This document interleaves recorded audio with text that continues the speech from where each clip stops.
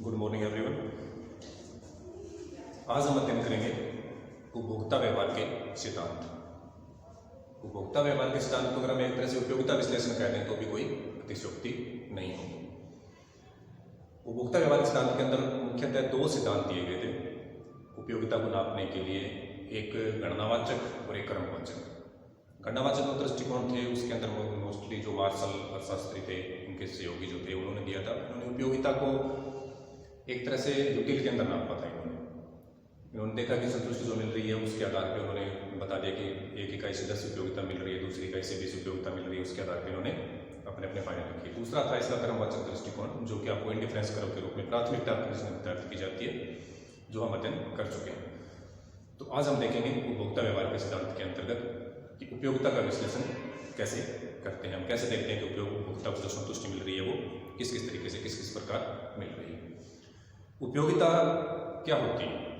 किसी वस्तु की उपयोगिता क्यों होती है? हमें किसी चीज की आवश्यकता क्यों है?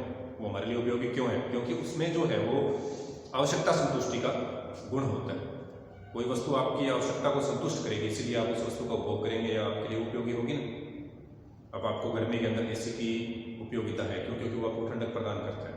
आपकी जो गर्मी से संबंधित निजात की जो आवश्यकता है उसकी पूर्ति एसी कर रहा है। यानी किसी वस्तु में आवश्यकता संतुष्टि का अगर गुण होगा तो ही उसके अंदर क्या होगी? उपयोगिता होगी। हम कह सकते हैं कि उपयोगिता क्या है? एक तरह से आवश्यकता संतुष्टि का क्या है आपका गुण है। तो इसके दो उपभोक्ता व्यवहार के दो मुख्य सिद्धांत कहते हैं, एक तो सीमांत उपयोगिता के आधार पर और दूसरा प्राथमिकता कर्व, जो कि इंडिफरेंस कर्व, जो हम अध्ययन कर चुके हैं। अब बात आती है उपयोगिता के आधार पर जो नाप की आवश्यकता किसने दिया था? मार्शल ने दिया था। उपयोगिता क्या होती है? आवश्यकता संतुष्टि का गुण आपका क्या कहलाता है? उपयोगिता कहलाती है। जिस वस्तु में जितनी ज्यादा आवश्यकता संतुष्टि का गुण होगा आप उसकी उतनी ही तेजी से तीव्र इच्छा करेंगे और उसकी उतनी जल्दी ज्यादा आप उसकी क्या करेंगे? मांग करेंगे। किसी वस्तु में अगर आवश्यकता संतुष्टि का गुण तुलनात्मक रूप से कम है तो उसकी इच्छा भी आपकी क्या होगी? उसके उपभोग की कम होगी और उसकी मांग भी आप क्या करेंगे? दूसरी वस्तु की तुलना में क्या करेंगे? कम करेंगे। अब बात आती है कि उपयोगिता किस लिए आवश्यकता संतुष्टि का गुण है। ठीक है जी, तो हम अगर किसी वस्तु का उपभोग कर रहे हैं तो हमें उससे उपयोगिता मिल रही है, संतुष्टि मिल रही है। तो एक एग्जांपल के रूप में आपको यहाँ पे ये बताया गया है। तो उपयोगिता जो होती है उसको मुख्य रूप से दो भागों में बांट के अध्ययन किया है। एक तो आपकी टोटल जो यूटिलिटी है वो टीयू, कुल उपयोगिता टोटल यूटिलिटी, और मार्जिनल यूटिलिटी या सीमांत उपयोगिता। कुल उपयोगिता, सीमांत उपयोगिता, यानी किसी वस्तु का हम उपभोग करेंगे उससे हमें उपयोगिता मिलेगी, आवश्यकता हमारी संतुष्ट होगी, उसको क्या कहा जाएगा? उपयोगिता। उपयोगिता के कितने पार्ट हो गए आपके? यूटिलिटी के दो पार्ट। कौन कौन से? कुल उपयोगिता और सीमांत उपयोगिता, total utility and marginal utility. ये चीज क्या होती है? हम अलग अलग वस्तु को, एक वस्तु के अलग अलग इकाइयों का उपभोग कर रहे हैं, उनसे हमें अलग अलग उपयोगिता मिल रही है। अब जब इन सारों से जो हमें उपयोगिता मिल रही है अगर हम उसको टोटल कर देंगे तो ये हमारी क्या कहलाएगी? कुल उपयोगिता। यानी एक इकाई से हमें मिली 10, दूसरे से मिली 8, फिर हमें मिली 6, फिर मिली 3। अब इन सब का हमने टोटल कर दिया यहाँ, तो ये जो टोटल आएगा आपका ये क्या कहलाएगा? कुल उपयोगिता। यानी हम जितनी इकाइयों का उपभोग कर रहे हैं अगर उनकी समग्र उपयोगिता को जोड़ दिया जाए तो वो क्या कहलाएगा? कुल उपयोगिता। अब बात आती है मार्जिनल यूटिलिटी, सीमांत उपयोगिता क्या होती है? एक अतिरिक्त इकाई के उपभोग से कुल उपभोग उपयोगिता में जो वृद्धि होती है उसको क्या कहा जाता है? सीमांत उपयोगिता। यानी अगर मैं यहाँ पे बात करूँ तो यहाँ कुल उपयोगिता क्या है? एक इकाई उपभोग किया आपने खाली, तो कुल उपयोगिता कितनी मिली आपको? 10।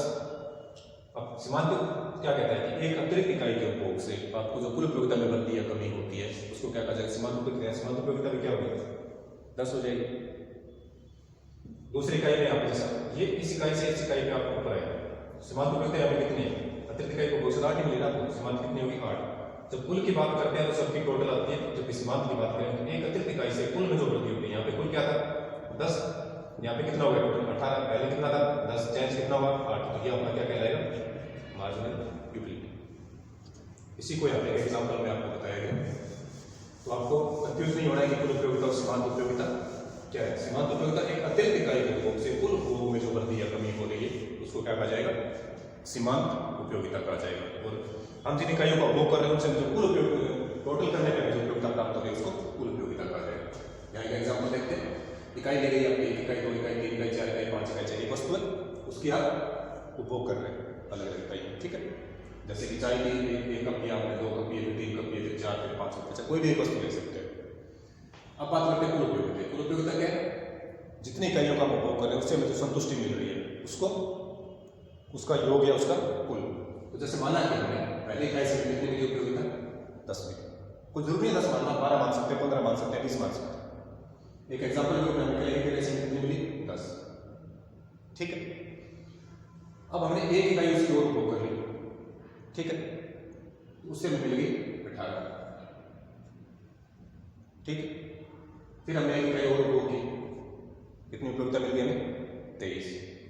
फिर हमने और इकाई को उपभोग किया, उससे कितनी मिल गई? फिर 23। यानी अब ये वापस 23 कैसे बढ़ी क्यों नहीं है? तो एक बात बताइए कि आपने 1 चाय पी, ठीक है, सर्दी के अंदर आपको 1 चाय मिल गई, अच्छा लगा, दूसरी चाय मिल गई आपको, थोड़ा ठीक लगा, लेकिन इस चाय में जितना मजा आया वो 1 कप संतुष्टि थोड़ी दे पाएगा। अब 1 कप आपको और ला के दे दिया, जिसके घर पे आप गए हुए, तो बोलोगे यार चलो ठीक है सर्दी है पी लेते, उसने वही 1 कप और ला दिया। अब आपको ये नहीं लगेगा कि नहीं यार अब तो एसिड बनने लगेगा, इसकी ज़्यादा आवश्यकता नहीं है, तो अब आपको उसके कोई संतुष्टि नहीं मिलेगी। अब उसने आपको 1 कप और ला दिया, अब क्या होगा? भैया तो आप उसको मना ही कर देंगे, और अब इसको अगर आप लेंगे तो आपके लिए कोई बेनिफिशियल नहीं है, कोई उपयोगिता उसकी आपके लिए नहीं रह जाएगी, चाहे आपके गले तक आ चुकी है। तो यहाँ पे तो क्या कोई उपयोगिता नहीं मिली, तो वापस कुल उपयोगिता कितनी रहेगी? 23। फिर आपने 1 इकाई और उपभोग कर लिया, अब देखो यहाँ से क्या होगी? कम होगी। कम क्यों होगी? क्योंकि अब आपको आवश्यकता ही नहीं है। सपोज दैट आप ज़्यादा से ज़्यादा 3 गिलास पानी पी सकते हैं, आपको चौथा पिला दिया, 5वां पिला दिया, 7वां गिलास पिला दिया, तो क्या होगा? प्रमोटिंग होगी नहीं होगी? अब जो उपयोगिता है वो क्या होगी? ऋणात्मक हो गई। उस अतिरिक्त इकाई के उपभोग के कारण आपको क्या होगा? संतुष्टि ऋणात्मक नेगेटिव होगी, तो यहाँ पे क्या होगी? उपयोगिता घटनी स्टार्ट होगी। फिर आपको 1 कप चाय और ला के दे दी, सामने वाला बोला भी आज ही मेहमान बाजी सारी कंप्लीट करनी है, जितनी चाय पी सकते हो आज ही पी लो। अब ये फिर और क्या होगा? और घटनी स्टार्ट होगी, आप और यूनिट बढ़ाएगा और माइनस में देगा।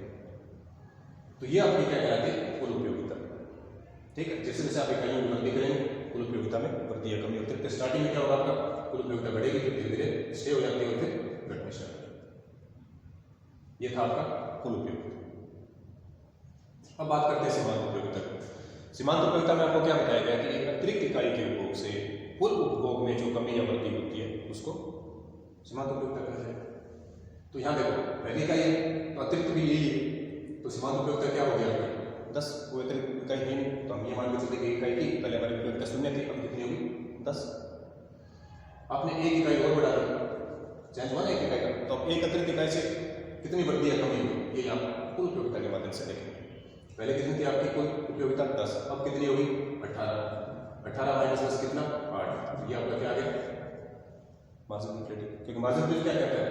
एक अतिरिक्त इकाई के उपभोग से या 1 इकाई के या 2 इकाई, यानी 1 इकाई के अतिरिक्त उपभोग से कुल उपयोगिता में जो वृद्धि कमी हो रही है वो क्या कहलाती है? आपकी सीमांत उपयोगिता कहलाती है। तो 10 से 18 का कितना हो गया आपका सीमांत उपयोगिता? 8। अब 18 से आप कितने का आ गए? अतिरिक्त इकाई 30 यूनिट आपने ली, तो यहाँ पे आप कितने का आ गए? 18 से 23 के।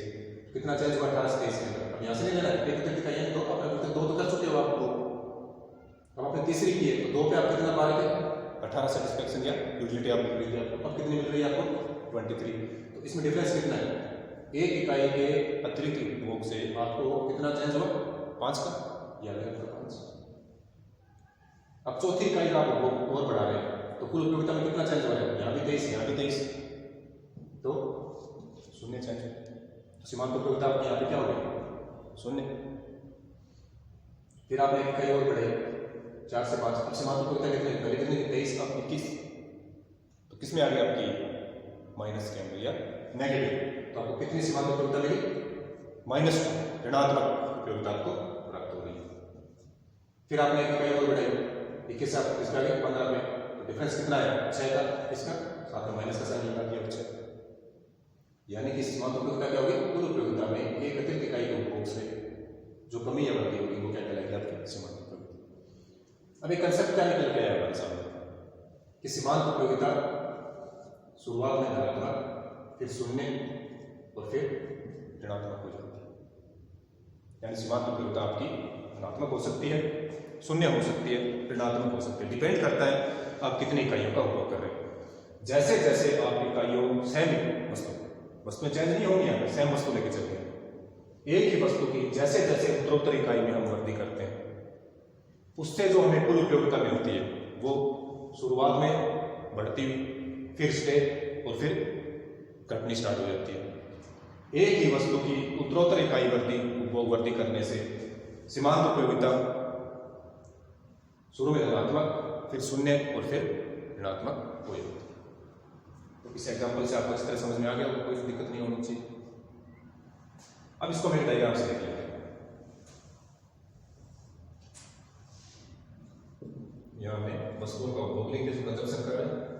यहां हमने लिख दिया उपयोगिता या यूटिलिटी जो हमें प्राप्त हो। ठीक, ये आपके वस्तु में बढ़ा रहे हैं 1 2 3 4 5 6 जो भी, और ये आपको यूटिलिटी मिल रही है 10 20 30 40 50 जैसा भी आप पैमाना कराना चाहिए। कंसेप्ट समझने की चीज फोकस कीजिए। अब हम बात करते हैं कुल उपयोगिता को कैसे शो करेंगे। तो कुल उपयोगिता स्टार्टिंग में क्या कहती है, एक इकाई पे कितना मिल रहा है 10, फिर कितना हो गया आपका दूसरी इकाई पे 18, फिर 23, फिर 23, फिर 21, फिर 15। तो एक इस तरह का ग्राफ हमारे सामने है। ये आपका क्या होगा टोटल यूटिलिटी। यानी कि जैसे जैसे इकाइयों को उपभोग हम बढ़ाते हैं, ये शुरू में बढ़ता हुआ होता है, फिर ये स्थिर हो जाता है और फिर घटना स्टार्ट हो जाती है। ठीक है, कुल उपयोगिता के संबंध में कोई कंफ्यूजन नहीं। अब बात करते हैं सीमांत उपयोगिता। सीमांत उपयोगिता क्या कहते हैं, पहले इकाई पे 10, फिर 8, फिर 5, फिर 0, फिर -2, फिर -6। ये हमने यहाँ माइनस के ऑप्शन दे दिए। ये आपका कौन सा होगा, मार्जिनल यूटिलिटी कर्व, सीमांत उपयोगिता वक्र। शुरू में पहली इकाई पे कितना होगा 10, दूसरी इकाई पे 8, तीसरी इकाई पे 5, चौथी पे 0, पांचवी पे -6 और -2 और -6। तो ये वक्र जो बना क्या हुआ, ये स्टार्टिंग में धनात्मक, एक बिंदु पे आने के बाद शून्य और उसके बाद ऋणात्मक। ये था आपका मार्जिनल यूटिलिटी। ठीक है, अब हम देखते हैं कि इन दोनों को साथ में दिखाएं तो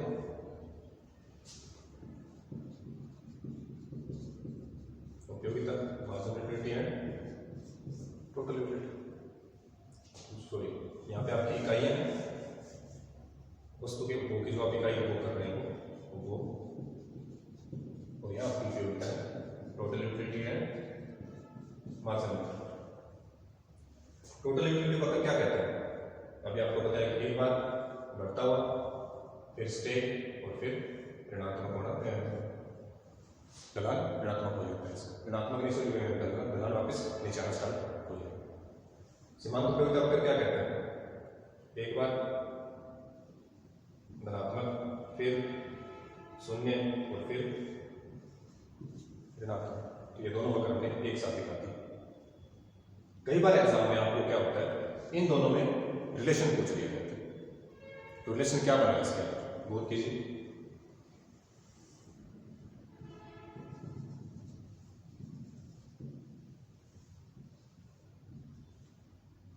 जब तक सीमांत उपयोगिता वक्र धनात्मक होता है तब तक कुल उपयोगिता बढ़ती रहती है। जब सीमांत उपयोगिता शून्य हो जाती है तब कुल उपयोगिता अधिकतम होती है, और जब सीमांत उपयोगिता ऋणात्मक होती है तो कुल उपयोगिता घटना स्टार्ट हो जाती है। तो ये इसके आधार पर हम एक इंटरप्रिटेशन दे सकते हैं कि कुल उपयोगिता और सीमांत उपयोगिता में क्या संबंध होता है। तो आज हमने क्या अध्ययन किया, उपभोक्ता व्यवहार के सिद्धांत के अंदर जो हमारा गणनावाचक है, इसमें उपयोगिता को बिल के अंदर बनाते हैं, जिसका मार्शल ने प्रतिपादन किया उस सिद्धांत के अंदर हमने क्या देखा, कुल उपयोगिता और सीमांत उपयोगिता क्या होती है, उसको हमने एक एग्जाम्पल के द्वारा देखा। एक अतिरिक्त इकाई से उपभोग में जो कमी बढ़ती होती है उसको सीमांत उपयोगिता, और उससे कुल उपयोगिता जो टोटल जो यूटिलिटी मिलती है उसको कुल उपयोगिता कहा जाता है। इन दोनों को हमने अलग अलग ग्राफ के माध्यम से देखा, फिर हमने इन दोनों को साथ में बना के देखा, और अब लास्ट में हमने अध्ययन किया कि इन दोनों में रिलेशन क्या है। आज के लिए उपयोगिता का ये रहेगा। इसमें जो थ्योरिकल पोर्शन है वो इसका आगे हम नेक्स्ट लेक्चर के अंदर करेंगे। समझने वाली और जो कंसेप्ट वाली बात है इसके अंदर वो यही है कि जो मार्जिनल यूटिलिटी है वो समान उपयोगिता में डिफरेंस क्या है, इसको कैसे ग्राफ पे प्रेजेंट किया जाता है। इसमें समसमान उपयोगिता समसमान उपयोगिता हास नियम ये हम आगे देखेंगे कि वो किस हिसाब से फाइंड करते हैं और उपभोक्ता का संतुलन फिर इसमें किस प्रकार से होता है। आज के लिए इतना ही। Thank you.